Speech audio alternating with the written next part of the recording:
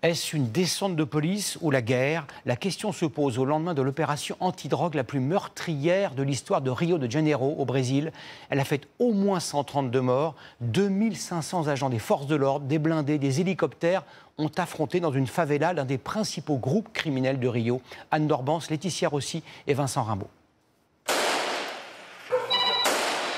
Des combats en pleine rue. À couvert, les policiers de Rio progressent au cœur de la favela. Des tirs en rafale et des barricades en feu.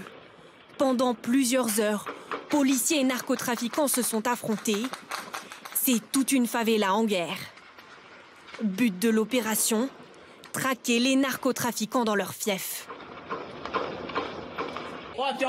On a un ami mort, là, par terre. Vous avez entendu? On sort, tranquille, pas besoin de s'énerver.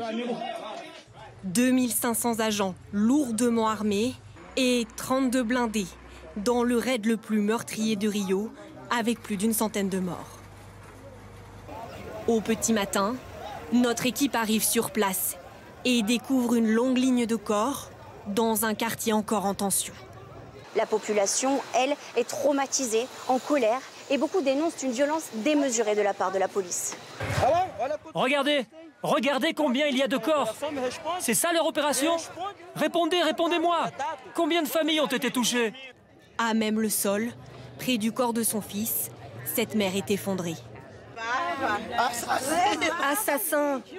Assassin!